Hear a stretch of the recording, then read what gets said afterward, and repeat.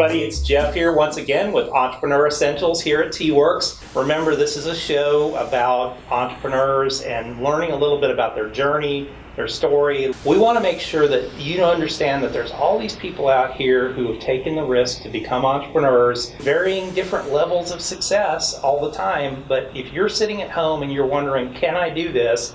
Hopefully you'll watch these shows and realize that there's lots of other people that have taken that risk. So I have Angela Hobbs-Lopez on today, and she's going to talk a little bit about her business. But before we get started, make sure you subscribe to the channel. We are ramping up the number of shows we're doing, and if you're not subscribed, you're not going to know when these things are coming out.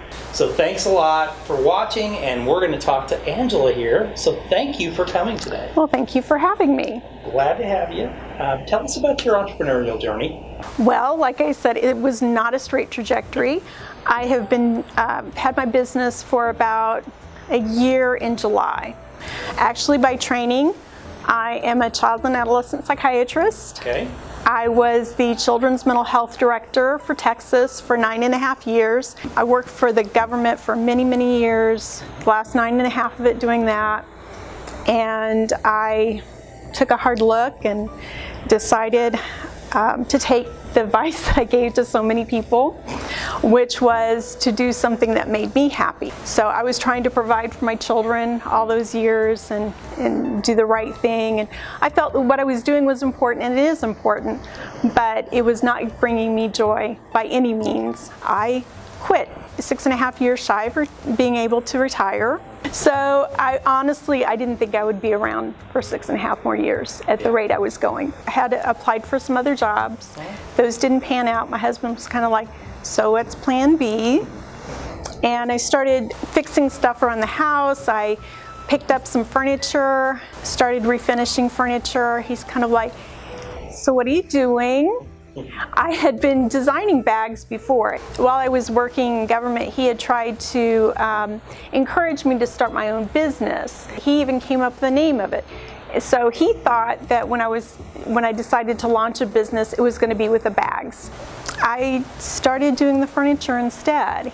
He thought, she really has lost it, But once he saw it, so like I found some salvage pieces, brought one piece home, and I said, it's supposed to be a tabletop. I guess I need to learn how to build a table. There you go. Went out, bought a table saw. I know, it all sounds like I was on some kind of crazy midlife crisis, but... Were you having fun? I was. When I finished, my husband, I had done some other pieces, but when he saw that one, he was like, okay, this is not at all what I was expecting. Interesting. On a good, in a good way. So I started doing more furniture. I've done some custom work for people. Then I started up my line of bags again. Okay. So I've got some that I designed myself, some that I've redesigned. So I have a shop up on Etsy for that. Working in the garage was getting a little difficult, so now I'm out at Leander Marketplace at Lemons LaRue, and then I do the upholstery and things like that out of my home. Very cool. So how many pieces do you do on a regular basis? It varies. Okay. It really depends on the piece. Part of the fun of it is in the repairing and stuff. If somebody wants something very specific, then I need to look at it and see what all is going to go into that piece. So my slogan is the handmade from the soul. So every piece that you get from me has... There's a whole lot of me. There's a whole lot of me in it. So it really just depends on the piece. If somebody just wants it painted, just wants it refinished, that's not going to, and again, it depends on the condition of the piece. I will go to the extra, I'll tighten things up and things of that nature. Now, when you're out searching for furniture, are you out there looking for something that's got really good bones and it just is a little ugly, or what kind of floats your boat on it? Something that probably most people would overlook. Sure. Things that are, but I can usually see beyond that. Mm-hmm. Some of the stuff I bring home, people would be like, oh. what were you There's a thinking? reason that's been sitting out on the street corner for 3 weeks. Exactly. And my 3 children were all wanted this one piece when I was finished with it. Every single one of them were like, no, I want that one. Yeah, no, let's keep that one. Yeah. I guess it goes back to part of what I did before with mental health and all, is that sometimes it's the discarded, it's the pieces that you think have no value are the ones that are the most interesting to me. There's almost Really always change something your business too salvageable. much. It's just The medium you work in is just slightly different. Right. But, People will leave stuff for me. okay. They don't want to leave it at Goodwill, or they don't want it going in the landfill. They want to know that something is being done for it. There's treasured memories in those pieces for them, and it's hard for them to let it go. So the bag part of it, what type of bags do you do then? Most of those come out of my own unable to find what I wanted. Okay. So I make I designed like a bag insert or a purse organizer so that I could switch my purse from one to another. But the problem is that I started buying them online several years ago, and they would fall apart, or they didn't have the features that I wanted. And so I started designing my own. The entrepreneur, you have to figure out how to make it right. And that was while I was working more than full-time at my old job. My other design that's my own is a ginormous yoga bag with the zipper and several pockets. I always use like the really big mats that are on the market, the Manduka, the Jade, and they're heavy and they're big, and you can't use a stuffed sack. So I designed that a few years ago, and you know, just out of my own necessity, and people liked those. And I've got a few others that are on the design table that I just haven't had a chance to get out. What's new on the horizon for you? Right. Well, I am doing more custom work. Okay. So if anybody is interested in me refinishing, painting, and it's a number of things. I mean, sometimes it's tweaking someone's piece of art or something, or they didn't like the way it was framed, or, you know, just give me a call if you're not happy with something. If I can't do it myself, I probably know someone who can. Also, I do have an Etsy shop. Eventually, when I have some time, I've got a few designs that I've always liked. Hardware, like one of my favorite stores is to go to a hardware store. Okay. And I just love looking at all that stuff. And so I came up with a couple of designs, and I've got them on the cutting table, combining real hardware as opposed to the hardware purse hardware. It would be Angelo's Accents hardware.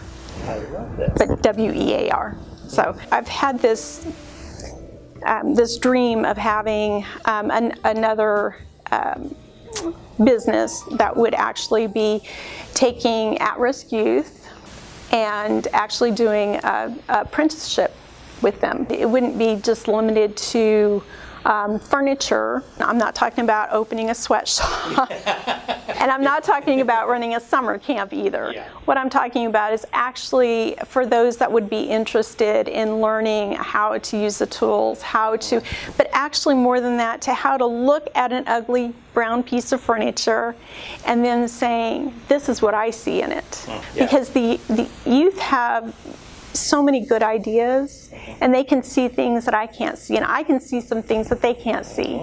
Being able to nurture that, and then also show them, besides this and keeping your workshop clean and all this other stuff, here's all the other things that go along with doing a business. When you're doing a business like this, right now I do everything myself, but there's the product photos that take a lot of time. There's a website that I've designed. What I do, I consider art, and there may be other kind of opening up something that would really be an industry. Not all youth are college bound. That's okay. I have two at home that are not. Quite frankly, I mean, I think the one good thing that's happened here in the last few years is this realization that you don't have to do college. No. You can.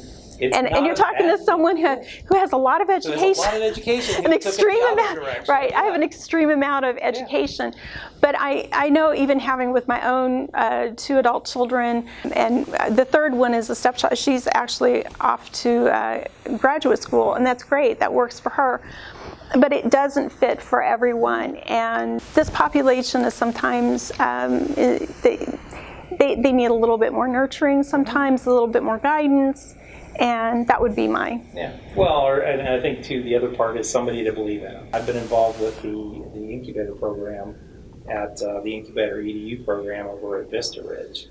And, that was one of the things that we did throughout the program is they would bring them over here to talk to me. They're business owners. And I talk to them not as high school students who are playing at running a business. Right. I talk to them as a business owner, and it's amazing to see how they light up. They light up inside when it's like, wow, he's treating me like an adult.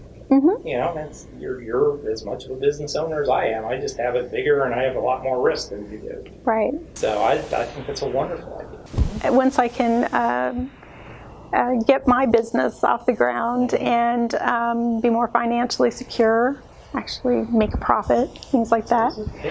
It's always a goal, right? That's still, I haven't completely left the passion I had for you. You just took a little bit of a detour. I've gotten a detour, right. I like this. Now, fast 5 questions. You wake up in the morning, business is gone. $500 in your pocket, laptop, computer. You have a place to live, clothing on your back, food in your mouth. What do you do first? Well, I'd make my coffee. Okay. Because there's no decisions being made, and no one talks to me until that part of my day is complete. So, and then I would just take stock. I don't know that I would, I'm at the beginning of this career, so I would just see what there is for me what I have, what I need to make, That's really what you did, though. Right. I mean, you chucked it all and said, you know what, I'm going to restart and do something I enjoy. I would be designing something or finish a project that I've probably already started or move on to the next project. What's your biggest entrepreneurial mistake, do you think? I would say, although I've had the support of my husband and my family and some of my close friends, which has been great, I really went in this all by myself. Okay. It was probably about a year before I found groups of like-minded persons, women's inspiring entrepreneurs. Just having support of women that are not necessarily doing the same thing, but being like-minded and being supportive, that is certainly not what I had in my previous. It is one of I call it the 7 deadly sins of entrepreneurship. One of those is isolation. Yes. If you try and isolate yourself, or you try and do everything yourself, and you don't have other people, but we're all business owners. Right. And we're all going through the same things, maybe at different times, and it doesn't matter if you build furniture and I have a co-working space. Right. We still have some of the same challenges every day. Right. And it's nice to be able to just sit down with people, and whether that's a formal group or whether it's, hey, you just find a couple of other business owners and you go have coffee once a week, find somebody to help just be there with you. Yes. Because it's just too easy to quit. That's my number one biggest mistake, was doing everything in isolation. What's a good book that you recommend? My favorite book is The Secret Garden. Okay. It was the first book I bought when I was a child. It was a first chapter book. I had a learning disorder. Okay. I had a reading disorder. It wasn't bad, but it definitely made things challenging for me. And that book really opened up an entirely new world for me. I mean, I've probably read it to my children. I read constantly to my kids. What's a tool that you use every day in your business? I use my sewing machine. Actually, I have 2. I use those quite a bit in whether I'm doing upholstery or the bags. And paint brushes, the other mainstay of what I do. How do people get a hold of you?